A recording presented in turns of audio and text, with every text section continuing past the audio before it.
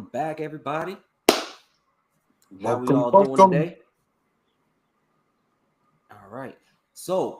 Today we got Mr. Ryan McCarthy. Ryan, why don't you go ahead and kind of tell us your origin story, man? How'd you get into herps?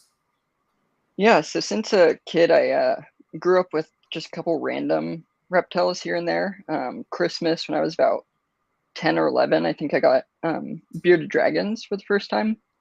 Um, got them from someone off Craigslist and kept them for 6 or 7 years. Um, got really into fish too during high school, so I started doing aquariums. Um, and then I moved away to school to Boise, Idaho. Okay. Went to school for a couple months, realized school was not for me, and I moved back home and started the collection all over again. So started with a Okay. couple geckos. I had actually brought in a tortoise at school that someone was trying to release into the wild. Um, so that kind of started it back up. Met some good friends, Mason Barnes and Armin, and they kind of sparked that interest with getting into everything else. So the takydromas, day geckos, all of that, monitors. Nice. Awesome. Are Yeah, you in school right now? I am. So I am actually going back to school now, Nice. online for zoology. Oh, nice. Hell yeah. Awesome. That's Yeah, Very awesome. cool. Like, yeah. all right. So, what led you down the road of takydromas? Ooh, so I think being over at Armin's for a little bit, just checking on his collection, helping out there. He had a big group of them, so every time I went to feed them, just super exciting to watch them all. Just how active they were and how they interacted with you as the keeper. Nice. And Mason also had some, so I was able to interact with those as well. Um, and Mason knew I enjoyed the tackies, so he reached out to me when he was letting go of them and asked if I wanted both Smaragdinus and the Dorsalis. So I got both those groups from him and started with that. Nice. Yeah. Go ahead. All right, so for all of our listeners out there, can you explain to us what this species is, like what genre of lizard they are, where they come from? Like, just give us a breakdown on this animal for someone that may have zero idea what we're talking about, Yeah, please. so tachydromus are grass lizards. You commonly see them as the Tachydromus sexlineatus, um, which is just the common long-tailed lizard like you see in PetSmart. Um, the Dorsalis species comes from kind of southern Japan, really close to Taiwan. So there's a little group of islands, the Yayama Islands, Ishigaki Island. They have a small range in there.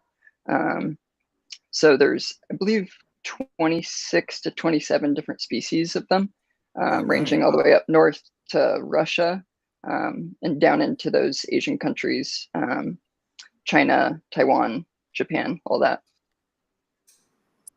Nice. Interesting. What type of environments are they living in? Range of different species, different environments, or what are the? Yeah, so pretty tropical, subtropical, tropical. The species up north can deal with the cold a lot more than the species down south. So in Okay. those that Asian vicinity, a lot warmer conditions for those. Which Are these ones typically are like in an colder and warmer? arboreal? What was that?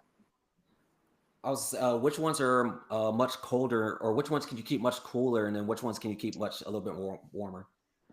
I'm not too sure the name of what's up north. It might be Tachydromus tachydromoides. Okay. I believe that's a northern species. Their range kind of uh, inserts themselves into the north, where the Okay. temperatures drop a lot cooler. But for the dorsalis, you were asking if they were arboreal. Yes. Yeah, so as adults, extremely arboreal, running all around the cage all the time. Um, so very, very likely to climb in treetops, canopies, that kind of thing. As babies, they'll spend a lot of time in long grasses and low-lying bushes. Their body resembles those long blades of grass, so they're using that as a defense mechanism. Hence the name grass lizards. Correct. Yep. Nice. So I'm So assuming that they're eating bugs, grasshoppers. I mean, what are you doing for a feed with these guys? Correct. Honestly, anything that moves, they're gonna eat. Um, The adult dorsalis will take down large crickets, so almost double the size of their head. Really? It's a pretty large prey for them. Mealworms, they accept dubia, black soldier fly as the fly's larva, everything. Hmm. Yeah. Nice. So how does that native environment influence their behaviors for them? Like, so when we're setting them up in enclosures, how are we doing that, and how are we like replicating what's in nature?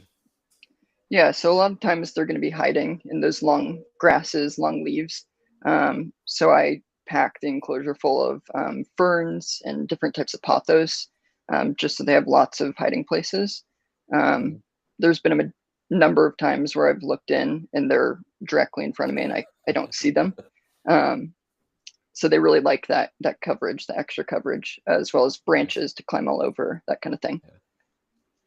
Are you putting any grass actually in there as well? Like just like I planting a haven't little done bit? any grass. For the babies, I'll do just a single fern, which will take over the enclosure, kind of run around.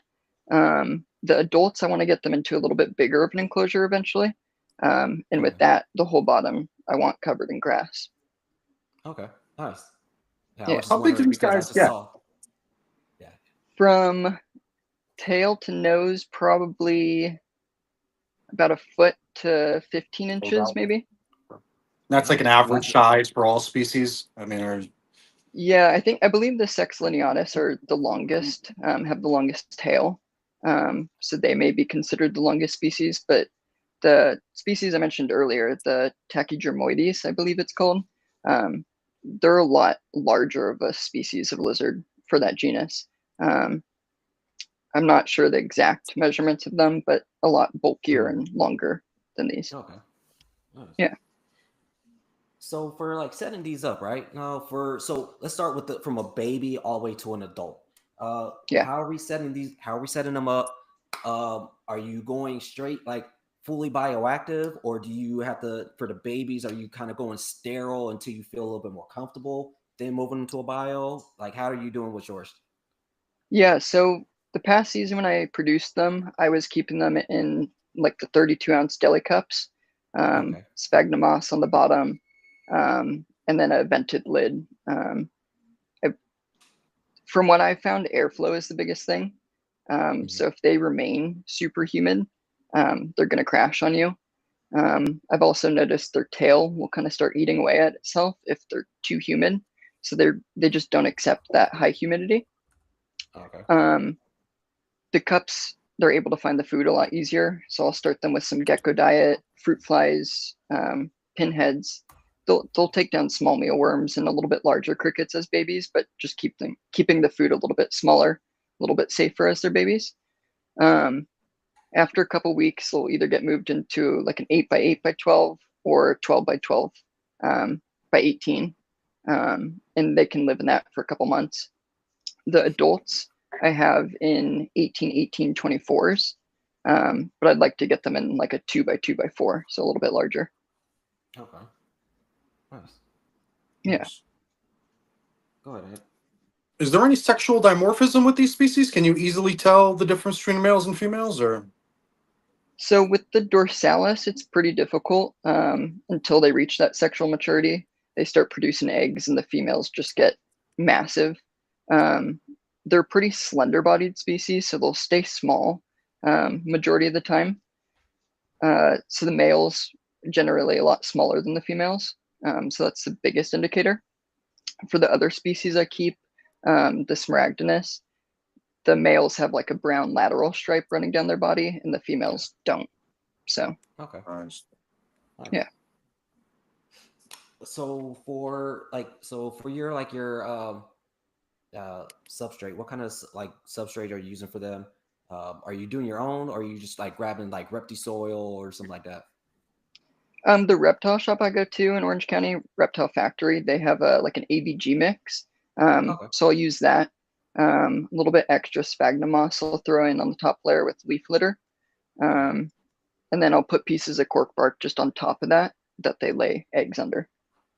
Okay. Yeah. And I'll Hmm. say, what type or so what kind of like humidity ranges and temps are we looking at for them? So for the temps, I don't keep any like supplemental heating, so it's just an LED strip I have over their enclosure with their UVB. And their hot spots low 90s, high 80s, and the rest of the enclosure anywhere from high 70s up into those 90s is a good range.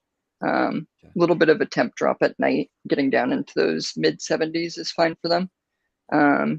And then humidity, I'd say anywhere from 50 to 80%. Again, high humidity constantly, I've seen affect them pretty negatively. So kind of equal balance between too wet and too dry. Yeah, I lived in Japan for like 3 years, so yeah, Right on. it's pretty humid over. It's almost like going to Florida. That's what it feels Yeah, like. yeah, So, that's cool. so for the heat though, so you said you don't. So the LEDs, are they putting off a little bit of heat to get to that little hot spot Correct. up top? Yeah, it's like a bar light I have, and they produce quite a bit of heat. Okay. Honestly, too hot to like cover it or all at all with anything. Um, Okay. so yeah, enough heat to keep them nice and warm, keep them active. Okay. Nice. Yeah. Go ahead. What's the tachydrama the community looking like? Is there a lot of people keeping these? And also, if you can incorporate into that, when and how long have they been in the hobby? Like, or have they taken off at a certain time? Are they getting popular? Have they been more popular in the past? And what does the community look like? Yeah, they're definitely taking off a little bit more. Armin has been a big part in that, showcasing what he knows about them, as well as Mike Taitula. He's also working with them.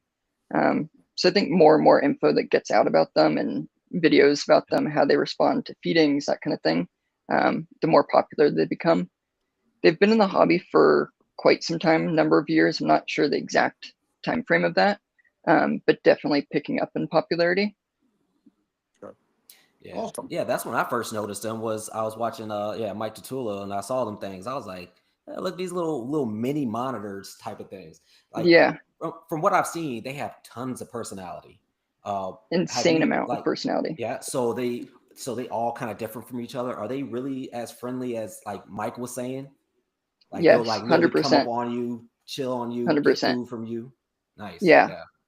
yeah. So my whenever I go to town, like camping or climbing, anything like that, my parents actually will take care of all the animals for me. And Nice. their favorite thing is feeding the tackies. They love it. They come running right up to the enclosure. It's really easy to tell when they want food. If they aren't responding, they're probably not going to eat from you. Um, I've been trying to transition everything to hand feeding. So instead of tongue Okay. feeding, just accepting food out of my hands. And Okay. almost every single one has readily accepted that. Um, Nice. so yeah, super awesome species. Cool. How big are the clutches? Are they laying? Have you hatched a lot, or have you been producing a lot of them? Yeah, so last season I produced probably 10 or 11 babies. Only had a couple survive, just trying to nail down that care regime, you know. And this season, I actually lost each one of my eggs to isopods. So a little bit of a Really? bummer with that. I didn't have that problem with the first season. Isopods were in there, but this season they got to every single clutch before I could get to them. What It's kind of like a isopods are popular you topic, man. I use them Yeah, myself. I use them yeah, in, say, probably 27 to 28, with 28, maybe closer to 30 breeding pairs of geckos in general. Never lost an egg to an isopod ever. But yeah, I've talked to people, Jason included, that I can't call liars that say that they have lost them to isopods. So I'm like, it's an ambiguous topic, I suppose. I mean, it's yeah, all I yeah. know is what I've experienced and what I lived, and my right hand to my God, I've never lost an egg to an yeah, isopod. But again, I've spoke to people that have lost them, man. It's like I'm wonder what it is. I mean, yeah, Well, like interesting. you said, you're always in their business, like they your kids. So I understand. That's why you probably Yeah, never. you Sometimes know. yeah, you might miss those eggs, and next you know those isopods get to them, man. Like I said, I haven't had no isopods like get to mine, but I don't mhm, really use a lot of isopods. Like in one of my cages, it's a lot more superworms and mealworms. they got Yeah. to them though. Oh So it's yeah, just a I could matter see of that. how quick you are to get to those eggs before Yeah, they notice that they're out there. I exactly. freak out when Yeah. I look for a super worm. If I see like a darkling beetle in there, man, I'll freak out because them I don't trust. Yeah. Yeah, those for sure will take them. I had a Oh, couple man. eggs actually beginning of the season in an incubator, and the incubator ended up crashing out on me, ended up shutting Ooh, off, Been there, damn. just been there. breaking. Yeah, Yeah. so lost Been there. 4 pretty good eggs that were ready to hatch with that one. So Just out of curiosity, what type of incubator were you using? yeah, it was the Vivor, like the kind of mini fridge style looking one. Oh, okay. It's Yeah. honestly Yeah. one of the cheapest out there. I had the I've heard Worked about Exoterra those. fine. Yeah. version of that. I had the little Exoterra or Zoomed refrigerator one. Yeah, They don't I even did make use it the anymore. EXO. Yeah. yeah. They Man, It stopped was making that one, working piece huh? of fine for crap. Yeah. yeah, working fine for I a little bit, and then randomly one day, just an alarm was going off on it. Couldn't get the alarm to stop, and that was it. damn. Mm. Yep, Did they overcook just a them bummer. or just off? It just off, just temperature off, not Oh, okay. heating, nothing. Damn. Yeah, Damn. yeah. What's And I tried to incubation look like actually. for them? Sorry to cut you off. No, you're all good. Incubation is around like 60 to 70 days for them. Um, I've had them hatch a little bit sooner than that, like 45 to 60 day, and that's got You're to be probably with running at a higher temp then, huh? If they're hatching that correct. fast, you gotta have them like 80 and above. Yeah. Yeah, yeah. So, and with what I was going to say about the babies in the incubator, I tried actually incubating them with the parents, and after I had switched up that temp they were stable at in the incubator, the eggs ended up crashing. So I could probably incubate them with the adults if Mm. they were separated, in their own cups. But yeah, it's, That's Are how it's these up you to live the and you egg learn, incubator. though, kid. You know, lures? you live and you learn. Yeah, Yeah. exactly, Yeah. Definitely. Are exactly. these egg lures or are they labeled separately? Usually separate. Okay. The biggest thing with the dorsalis, I was even told this by Mason when I first got them. If the eggs rotate even the slightest, they're usually going to go bad. So as soon as I Really? find the eggs, yeah, I'll mark them right as I see them with a pen on top. Just make sure I know their orientation. And if they rotate or anything in that cup, usually they're gonna go bad within the next couple of days. Okay. Interesting. Yeah, which Very is interesting. surprising, not being that gluing type of mechanism delay to keep them kind of stable, Yeah. But yeah, So usually what? easily separated. Okay. Where So do they normally lay? How are they like? What are their laying habits, if you will? Yeah, so the first year I bred them 2 seasons ago. They were laying in like a kind of crevice of a branch. Mhm. So kind of stuffing their eggs 2 or 3 inches up into like the cavity of a root. I'm Um, not boring them. yeah, so they thought that was a good spot. It's hard to get them for myself. I actually used like a little toothbrush or a little paintbrush, and moved them out right into sphagnum moss. Um, Tried to keep them same orientation. Uh, then I realized they'll pretty much lay under any coverage they have. So leaves, cork bark, anything like that, even under the branches. So you got to be careful about adjusting the branches, letting them set down into the soil. There can be eggs under there. And now they're pretty much just laying them under cork bark pieces, easy for me to kind of pick up and move. Okay. Oh. Yeah. So I was gonna say, what's the incubation medium you're using for them? I had them on just like vermiculite, suspended over vermiculite. So a little bit of like egg crate with an indent over that moist vermiculite, Okay. keeping them. So they don't touch the medium. Okay, Mm-mm. perfect. Okay. Yeah, So will that lead to mold or is that was just how you were told to do it? just honestly how I started doing it. The Okay. first few times I had them in sphagnum and just too moist for them, instantly kind of moldy over the 24, 48 hours after they were laid. Um, and then I had seen other methods, of suspending them over, having some airflow around, and that worked out the best. And I've just been doing that since. Okay. Yeah. And how long does it usually take for incubation? Anywhere from the 40 to 45 to 60 days in there. Ah, that's pretty quick. Nice. Yeah. Yeah. That's a nice. I like that. Like anything over Yeah. 90 days, I'll just be like, God, this takes forever. For real. Yeah. Like If you're sitting on them. yeah, no Chihuahuas. I mean, they're about 70 to 90 days. But no, we had Jake on a few times, and he was talking about like I got Cerdactylus, and he's like, yeah, those things can go anywhere from like 3 months to like 6 months. I'm like, Yeah. holy shit. And the Yeah. same thing with the my Tanzanian velvet geckos. So you're like, yeah, you're looking at like a 3 to 5 month incubation Yeah. period with them as well. I'm like, damn, so long for these little Yeah. ass geckos. Yeah. It's pretty quick turnaround. And the coolest part with the dorsalis is their eggs just grow like tremendously throughout that process. So they'll start pretty small, and once they're close to hatching, it looks like they're just gonna burst open. They get massive. Okay. It's pretty How cool. big are these eggs when they're laid? Like, in size comparison to something like what would Yeah, they be probably compared? when they're laid, probably around like an eraser size, like the end of a pencil. Really? Pretty small, a little bit bigger than like morning gecko sizes, but similar in size. Yeah, and then as they grow and grow in that egg, the egg grows with them, and they get big. Um, a little bit smaller than a marble, but around Okay. that same size. Okay. Yeah. So for like breeding behavior, right? Or so hmm when does breeding season actually start? What are you doing to get them ready for that breeding season? Yeah. So warmer temps will get them breeding. So in the winter, living in California, it doesn't get too cold. Um, like I said, there's not supplemental heat on them. My room just stays pretty warm. Okay. At night with those night drops, that helps. But towards in wintertime, I'll start opening up the windows, letting cold air come in, cooling out the room, that kind of thing. Um, Biggest thing is just keeping them well fed.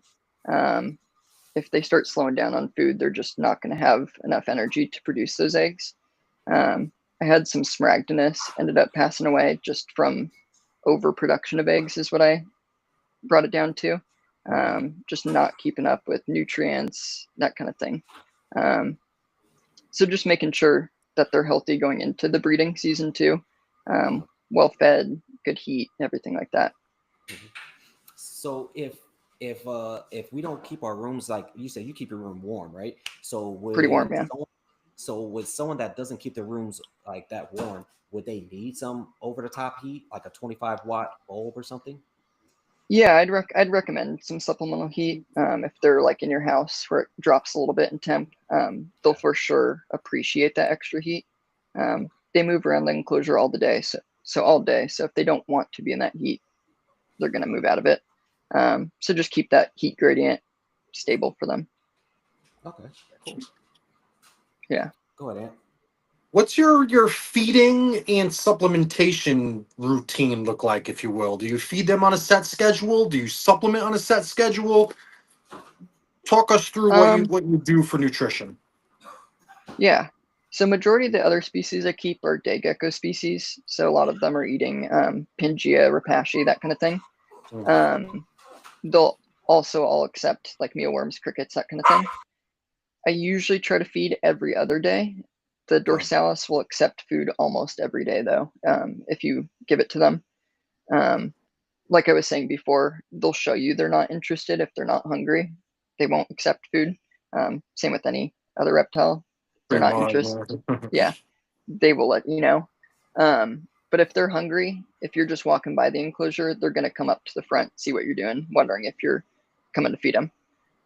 So I usually try to do every other day. If I notice one is a little bit slender, I'll try to bulk up on feeding, maybe do every day or a couple more feeders than the rest for that specific okay. species. Are you supplementing with any particular amount of feedings, like every feeding? Are you dusting every time, or what are you doing with So supplementation? with calcium, it's about twice a week I'm dusting Oh, without D3. And then usually every other week there will be a feeding in there where I'm supplementing with vitamin D. They have UVB over them and just don't want to push that extra calcium on them that they might not need. Um, Other than that, they'll accept gecko diet as well. They love the gecko diet, so any flavor they'll readily accept, honestly. How often are you doing that or supplementing with the crescent gecko diet? Yeah, so usually when I'm feeding the other geckos, they're usually eating every other day to every 2 days, and I'll Okay. make cups for everybody. Okay. So the hackies will sometimes get food, some of the gecko diet every 2 days usually. Yeah, So it's a and they'll, main part of their diet as well. yeah, it doesn't need to Okay. be, I wouldn't say. I'd say focus more on the insects. They prefer the live insects a lot more. But definitely you can use the gecko diet. Babies love it, adults love it. Okay. So in the What would they? wild, or go ahead, go ahead. No, that's just what I was gonna ask too. What in the wild? What fruits would they? What would they be eating in the Yeah. wild, fruit wise? I'm not too sure fruit wise what they'd like. I with other day geckos that I have, I've like crushed up just whole banana, and let them eat off my hand. And the tackies have also accepted that. Um, don't think they're eating bananas out in the wild and coming across that kind of thing. Maybe some Um, nectar from a fruit or something. yeah, yeah, or from a Okay. flower Oh, maybe, that's what I was something like that. thinking. Yeah. Nice. Yeah, but Yeah. the interesting thing is when you put the cup in, they're instantly their tongues flick and they smell it. They know it's something good for them. Okay. Um, so you can tell right away if they're going to accept it or not. Okay. Oh, So typically, how long does a mature? How long does it take for them to reach sexual maturity? Yeah, I'd say probably close to a year and a half. it's not Okay. bad. That 12 month. I had a juvenile produce eggs at like 10 months old. Okay. Um, so maybe giving it an extra month or two after that, you could pair them and get some good eggs from them. Um, Nice. Nice. but yeah, around that range. Hmm. So being that they're mature that fast, are they a short-lived species or are they a long-lived species? I'd say on the shorter end of reptile species. I think the range anywhere from 5 to 8 years in captivity. Um, Okay. the Smaragdinus group I got from Mason, they all ended up passing for me. It was a male and two females. And I have some babies from them that I've kept. But I'm not sure how old they were. They were already adults when I got them, and they lived Okay. for about a year and a half, um, fully breeding, producing until the end, too. So I'm sure that had a role to do with it if I had had them their entire life, stopping them from breeding at a certain age and letting them just relax as those older Okay. adults. So I said, I don't know if you answered, but like in a season, how many clutches are you getting from them? Yeah, so last season, I think it was around, so I have two females. I think it was 4 clutches from each. Um, Okay. so around 8 to 10 eggs I got. Okay. Yeah. Okay. Cool. So, let me see here. Go ahead, Ant. I'm trying to look for some questions. You sure? Yeah, yeah. You You go know ahead, me, man. Jay. I'll keep going. I feel bad. Keep going. Keep All going. right. So these things. All right. I apologize. Me and Jason, we have very unique individual styles of interview, and I'm just a Yeah. like just spit crap out type of dude. Like just comes off the tongue out Yeah. of curiosity. Jason is a You're all very very good. professional, punctual person. Are these I get things both. still coming in from the wild? Are they catching them out there and bringing them in, or are most of the animals in the hobby captive bred? Like, what's going on with like percentage wise? What would you say? Or if someone was going to go to the store or buy these things, I don't know, you could buy them in a store, but what are the odds that someone going to buy these at a show that their animals are going to be captive versus wild caught? Yeah, so for dorsalis, I don't believe there's any wild caught individuals right now. Okay. Um, believe they were listed as endangered in like Ah, 2017 or 2019. Um, Okay. so pretty recently. Um, on the island that they inhabit, there's a okay. peafowl, and I believe a weasel species that's eating them. So Interesting. that's kind of what they're facing over there, as well as different land use for farming, that kind of thing. Their habitat being taken away. Um, for the Sex lineatus, the ones that are usually in PetSmart, those are usually wild caught. Yeah. There are people captive Right. breeding them, but usually those are going to be wild caught.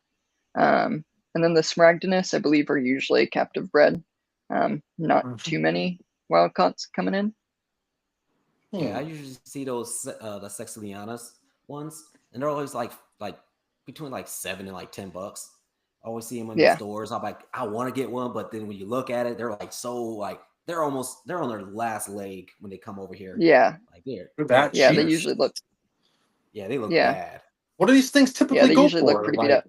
at a show, if someone was going to buy, I don't know the names of the species. Excuse me, but I'm not familiar with these, species of Yeah. lizards much at all. But I'm super interested. But what are the average Yeah. prices? Like, what are we talking about as far as prices? As someone that would, be interested in buying some, adding some to the collection, what could we be looking to spend? Yeah. So the Sexliniatus, I've seen people captive breed and sell them for 45 to $80. That's not bad. Yeah, the Smaragdinus anywhere from 100 to 150 usually. Okay. And then the Dorsalis I've seen anywhere from 200 to 300. Why do I know that name? That's the name that I'm familiar with. None of these things are like those green keeled belly lizards, right? Like they're like smaller versions of those or something. That's what I keep Smaller seeing version. them Yeah, as they there, look. like green keeled belly lizards. Yeah, they look extremely similar. Oftentimes when you like search on Google for Dorsalis, you'll see the keel belly lizards. Really? Okay. Yeah, pretty similar looking. A lot more slender, a lot smaller, a lot nicer as well. And those are the dorsalis. Those the green. Those are they green? They're solid green. Correct. Yeah, their I common think I name do is like know the which sock. ones these are. Oh, Yeah, Sakashima grass lizard. Yeah. So those are like the Yes. islands they come from. these The are the ones you used to Smaragdinus are show me, like, right, Day? You used to want these, Jason. You were Yes, sir. telling me you were going to add these Oh to yeah. the thing. I do know which ones you're talking Yeah, yeah, yeah. about. Yeah. I yeah, get the these things Dorsalis mixed are up super cool. with fence lizards and like all Oh these yeah, little groups of lizards. I get like they just my I've never kept them, so my head scatters when I'm like, trying to draw up a visual. But if I see them, I'm like, oh, okay, all right, that's what it is. yeah, I'm sure. yeah. So just like you said, pretty similar to those. Cool. Nice. So, is there any Yeah. good books, websites, or articles people can look for to try to do some research on these? My favorite piece of research that I use is iNaturalist. So just looking up their habitat, seeing pictures of Okay. them, Yeah. seeing what they're supposed to look like in the wild, that Yes, kind of thing. sir. The other thing I do is go on ResearchGate and just search for takydromas, just see what there is. There's tons of cool articles on like egg laying and Really? Okay. population decline, that kind of thing. So tons of info on Okay. that. If you just search for like an academic article, you can find some cool Okay. stuff. Awesome. Nice. Yeah. You ever had any interest in going out there and checking them out for yourself in the flesh? 100%. Yeah. There you go. I have a friend who's stationed over in Okinawa. Oh, Whenever he nice. sees something that he thinks is a grass lizard, he sends me pictures. Isn't that So cool? You plan have is friends. sometime. Yeah. Yeah, I've even had some people in Taiwan message me, "Hey, is this a tachydromus I saw? Sure looks like it. Yeah, it is." So kind of cool That's seeing awesome. different species around the world, that kind of thing. Yeah. But Oh, yeah, yeah. definitely a goal to get out, see those in the wild. Just experience Japan as well. Right. I have a buddy that's there right now. Right now, my Yeah, buddy Oh yeah. it's on Ryan. the bucket list. Yeah, it's what a Wow. beautiful country, man. Though, right? I mean, the culture in general. I mean, is just. Yeah, I've never been there personally, obviously, but I mean, I've dabbled in history, Japanese history and whatnot. I mean, it's just yeah, a hell of a culture. exactly. Oh yeah. Super interesting. Yeah. So with Takydromas in captivity, right? Is there any Uh-huh. common health issues that people should know about? Um, the biggest thing I'd say is like dehydration. Okay. That was the biggest thing for me. So not getting enough liquids throughout the day. Okay. Just making sure they're misted enough, but not too much as well. Um, so just that good balance between high humidity and absolutely bone dry Yeah. for them. So, and then the other thing, the babies, if they're not eating a lot, they're going to die on you. Okay. Especially with their dorsalis, they have an extremely fast metabolism. Um, they stay a lot slender than the other species, the Smaragdinus. So heavier feedings, just keeping on top of that. Yeah. I Are you honestly feeding wouldn't say you could overfeed. babies? Are you feeding babies daily then? Yeah, daily Yeah. for them. And At least offering it to them daily. okay. And so because you got them in a 32 ounce as when they start off, right? So Hmm. are you're just letting the natural air temps for their heating as well? Correct. Yeah. So they're on like middle rack of a smaller rack I have. So there's Okay. lights overhead, but not Okay. directly over them. Okay. So it probably stays upper 70s, low 80s where they're at. Okay. And so what's like I'm talking about feeding, right? Well, what is like your gut load recipe? Because I know everybody got different ones. What do you like to use for your when you're feeding like all your bugs and stuff? Yeah. So I'll use like sweet potatoes, lettuce, carrots. Um, yeah, that's about. Sometimes like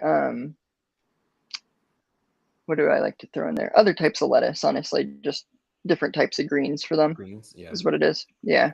Um, yeah. How I've handleable wanted to are these actually guys?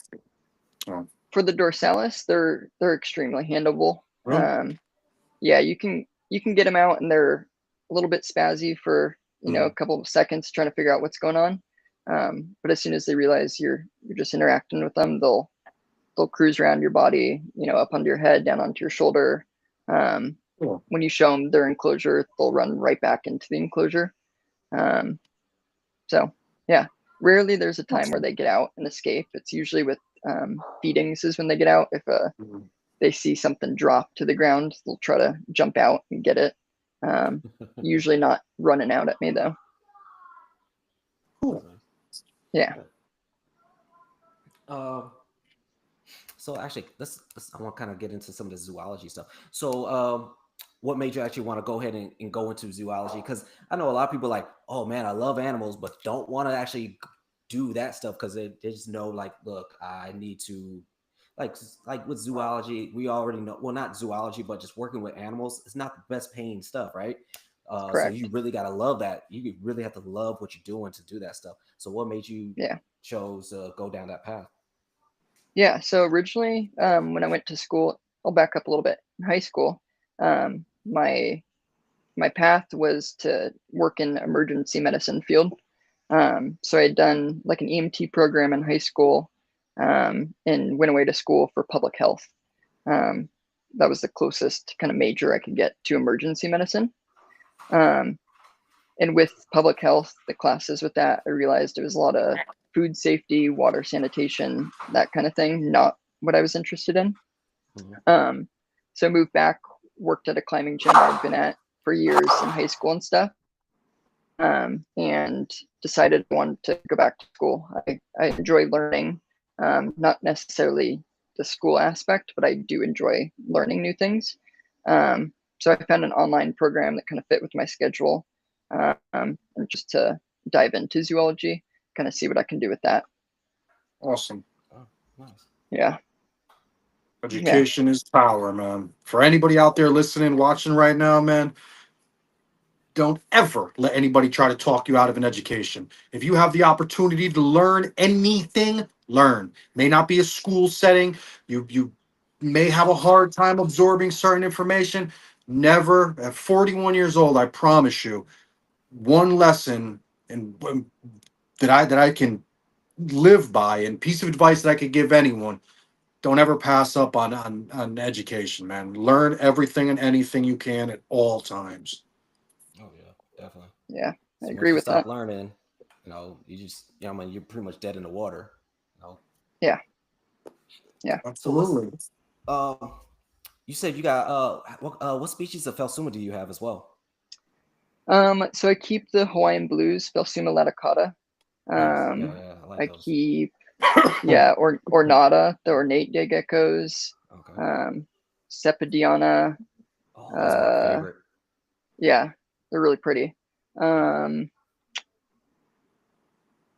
I keep Lygodactylus kimhalloway as well. Okay. Nice. So not a day gecko, but the dwarf geckos. Yeah. Um, Armin. yeah, morning geckos as well. Yeah. Yeah. Cool. Very So cool. you know what? Let's talk about some day geckos. I think we kind of covered most Let's of do the it. tackies and stuff, right? Yeah. So Yeah. I know we've actually had some listeners that said they wanted some day gecko talk anyway. So let's go ahead and talk some day geckos. So Let's do it. with those, like your Cipidiana, like I said, those are like my Mhm. favorite. I love those things. They're gorgeous geckos. Uh, like so, how are let's see, how fast do they mature and like and then do you cohab all your stuff? So interesting thing with cohab I'll tell you about. One of my female dorsalis I separated the other day. It was getting picked on by the other female, which I've never seen before. Usually they're able to be housed together. The only issues you see is with feeding when they're trying to, argue over the same piece of food. But you could tell she had been picked on. I don't know if it was there were some eggs in there. I don't know if she had just laid eggs and was just exhausted from laying them. But I decided to move her. The only other open enclosure I had was with a Hawaiian blue day gecko. So I decided to move them together just temporarily, see how they did. And they've been together since, and they're both doing perfectly fine. They're not interacting with each other. Obviously not a species that would come across each other in the wild, but they seem to have no issues with each other. Eat separately from hands for me, that type of thing. The other species I'll keep in either 1.1s or 1.2s groups. There's a couple individuals that I have separated out to live by themselves, but usually as a pair or in a group, small group. Okay, nice. Yeah, and other than the single dorsalis and Hawaiian blue together, there's no other different species cohabbing. Okay, Yeah. nice.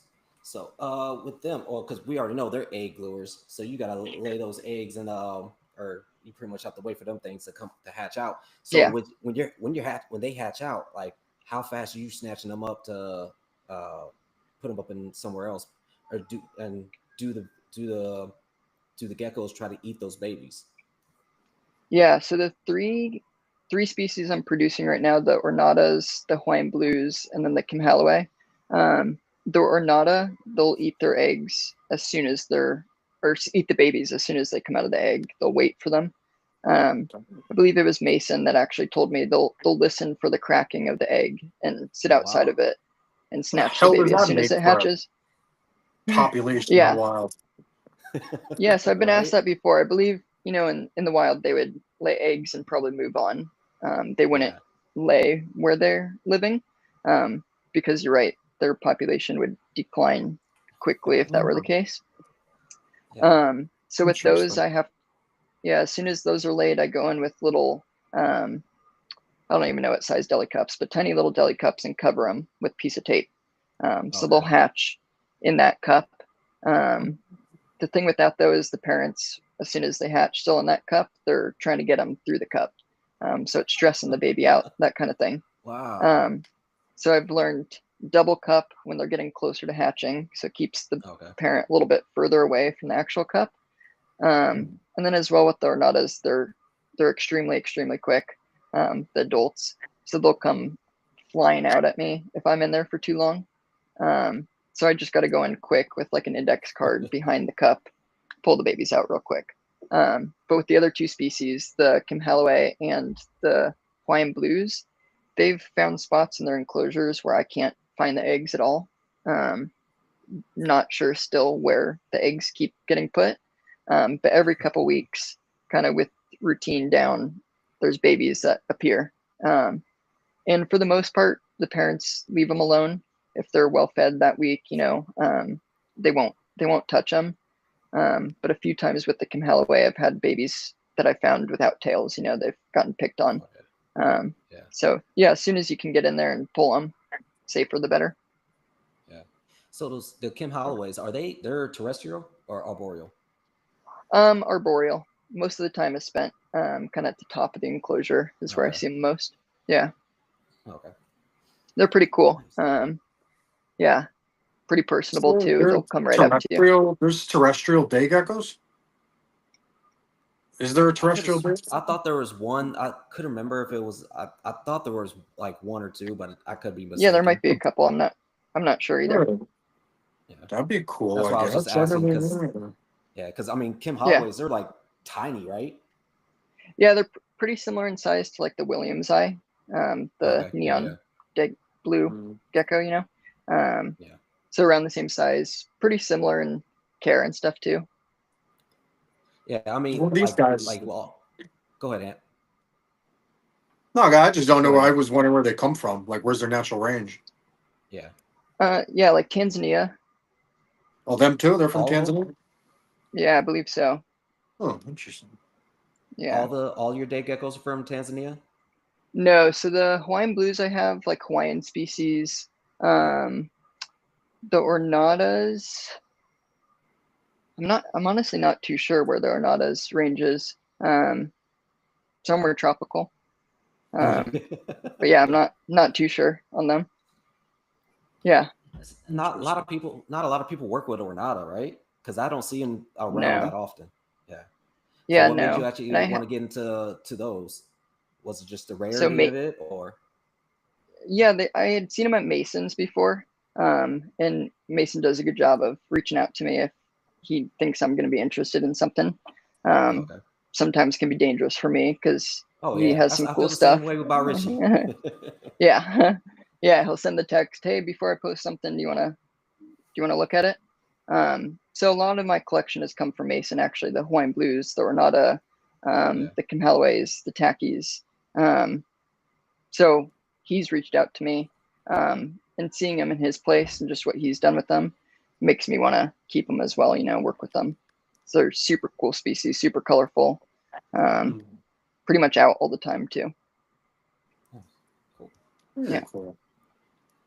So what's the or like you said, I'm guessing they probably around around the same time frame for breeding wise. But so what is the incubation for them, or not the incubate? How long does it take for them to hatch?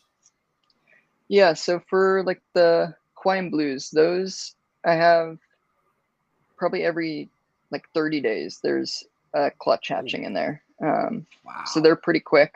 Yeah, and they have it down to a routine where if I'm not seeing any babies for a while, I know soon, if not that same day, I'm going to be seeing babies. And sure enough, within those 24, 36 hours, you know, I'll see some babies running around. So I'd imagine 30 to 45 days around. That's crazy. Year round? They slow down a little bit in the wintertime when it cools down. But I had some babies hatch 3 weeks ago still. So it's getting a little bit cooler, still a little bit warmer here, but definitely cooling down. Nice. Yeah. So you got any plans for like vending shows or anything? Yeah, I do. Eventually plan to vend like the reptile super shows out here, Anaheim, Pomona. Nice. Just working on, you know, building up the collection to sell. So producing, holding back babies. The other thing I want to do is introduce some more bloodlines, make pairs and trios available for people. So I have some plans to add some groups to the mix and kind of expand that way. For the tackies or for your day geckos? Or for both? Tackies, yeah, both, honestly. Majority of the tackies. I have a plan to have around like 5 different groups of each species. That's and just, nice. I like that. yeah, just kind of mapped it out and trying to get diverse bloodlines, you know, but it's going to take some time to build up a collection like that. Definitely. Yeah. So like well, kind of back to tackies. Yeah. Like how prevalent are they in the hobby over here? Like besides, so you had, like you said, you got dorsalis and smarginus, right? Yeah. What other ones, or in the Sexilianas, the wild caught ones? How many other species are out here, and is there a good amount of people working with them where you can find all these different bloodlines? Yeah. So with those 3 species, those are the only 3 in captivity right now. Nothing more that I know of being brought in. There's certainly some common takydromas that could potentially be brought into the hobby. I just haven't seen them. But yeah, in terms of bloodlines, there's a couple different people keeping and breeding different groups. Aaron's Reptile Corner is keeping and breeding different Okay. group. All right. Mike Tatula, Armin, I believe is still working with them. So a couple different people. Okay. Yeah. Are you able to get stuff from Canada? I believe so. Okay. So they're not I like on haven't CITES before. or anything, right? I don't believe so, no. Okay. Oh, that makes it even a little bit easier right there. Nice. Yeah. The Dorsalis, I don't believe they're on a CITES list, but with that endangered status, there's certainly the possibility where you run Yeah. into difficulty with that. Okay. But not that I've seen. Okay. Nice. Yeah. All right. When you So sell these things, do you typically sell them, or would someone buy them in a like a group of three, or do they these tachydromas, are they like an animal that you would sell just a male, a female? You know what I'm saying? Like some species, like Armin with the geckos, he usually sells trios. Or is this Yeah. what you do with this species also? You can certainly keep them by themselves. The majority of people that have reached out to me have wanted them as a pair or in groups. So that's what's wanting me to kind of expand into those different bloodlines and make those groups available for people. So, Um, so when you sell them, you would technically you wouldn't be doing anyone any justice by selling three from the same parents. You would have to. I mean, the idea would, in theory, to sell a group of three from three different groups, right? I correct. mean, it Yeah. makes sense. Yeah. Yeah. And you can certainly, the juveniles you could pair together if they're related. You just wouldn't want to continue with that, I'd imagine. So yeah. Hmm. cool. So is there any potential like for potential owners, right? Is there anything that they need kind of be aware of before purchasing any of these lizards from you or from anywhere? Yeah, I'd say the biggest thing is just you got to be comfortable having insects in the house. So if you're not one that wants to take care of crickets or mealworms or have roaches in your house, probably not a species for you. They really like and enjoy and thrive off that live food. Um, you can certainly use that gecko diet, but there needs to be some live insects into their diet as well. So that's the If you were biggest thing. dealing with those vegan snakes, I guess, you know. Yeah, yeah, That's a, not a vegan lizard. Yeah, Oh man. All right. So we're coming up close to the end. So actually, before we even go ahead and get to these closing questions, and yeah, do you kind of want to let's go ahead and start talking about the 12 supreme days of Christmas. the 12 Supreme Days of Christmas for my boy Wally over at Supreme Geckos. Guys, if you're watching, if you're going to watch, dude, Wally Kern is the man. Like this dude lives for us. He lives for the community.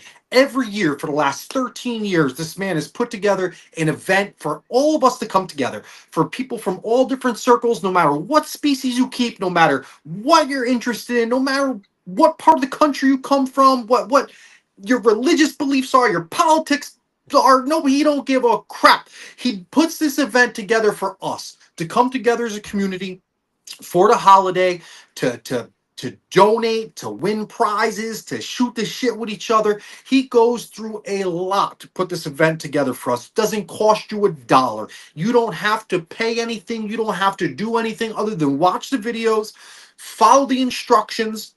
Everything he posts is on his website. He has a website for the 12 Supreme Days of Christmas. He posts on YouTube the 12 Supreme Days of Christmas, Facebook page, Instagram, I'm sure he already said it. Every social networking platform he has something on. He cannot make it any easier than he does for all of us.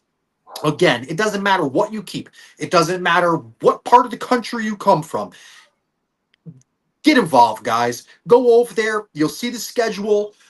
He announces, live announcements every day.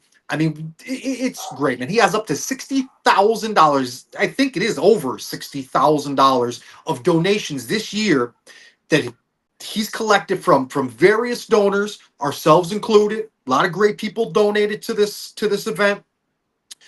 And all you got to do is go over, watch the videos, follow the instructions, play the games.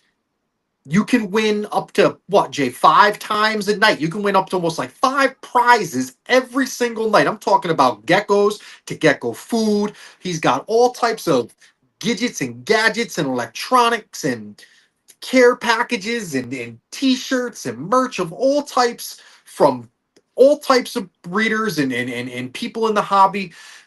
All you got to do is literally go play. Follow the page. You technically don't even have to follow the page to play. You know, it'd be nice of you too. You know, go follow them, like, subscribe, do all that good jazz. But really, really, we just, as a community, want everyone to come together, man. You know, come together, meet some people that aren't in the same circle as you. You know, you'd be surprised how much we all have in common. Just because one man's a snake person, you're a gecko guy, this guy's a grass litters guy, doesn't mean we can't shoot the shit and learn from each other. Let's learn from each other. Let's shoot the shit. Let's, you know, build and forge relationships, whether they be business or social, and support the cause, man. This is for us. He does this for us. It's again, I could go on for hours about Wally as a human being, as a man, you know, the person that he is. Him and his wife are phenomenal people. They do great things. Go check it out for yourself. You can thank me and Jason later. I promise you, you will be ecstatic. Just go play, go get involved, and go win some stuff, man. Right. That's that. Supreme Geckos. Right. Yeah. There you go. I like that. So, so closing questions, right? Of course, mine is, what have been your biggest failures in this hobby? It doesn't even have to be about takydromas. It could be just anything in this hobby. And what have you learned from those? Yeah. So I'd say the biggest thing for me is just losing babies as I've produced them. Um, and the number one thing I've brought that down to is their care regime that they need. So making sure they're misted heavily, um, well hydrated, and well fed each day. You just got to be on top of it. Um, Sometimes you got to put the animals before you, you know, and just make sure that they're taken care of before you get some other stuff done. Um, and I think the biggest thing I've taken away from that is just in terms of planning, how I lay out my schedule, how I work the animals into my schedule, how I work school into the schedule, family, friends, girlfriend, all that. Everything's got to flow together. So you just, before you get over your head with the amount of animals or work you have, you just got to make sure you have a good routine and set schedule down in place. Cool. Yeah. Awesome. All right. My last question for you is, pitch grass lizards to me. Say I'm a gecko guy. I keep crested geckos. It's all I've ever kept. I'm looking for a new species. You're selling grass lizards. Tell me why I should choose a grass lizard over everything else at this reptile show. Yeah. So if you want a reptile that's going to be able to come out, hang with you, take food out of your hands, not bite you when you go in to mess with it, something you can give chin scratches to and it not be bothered by it.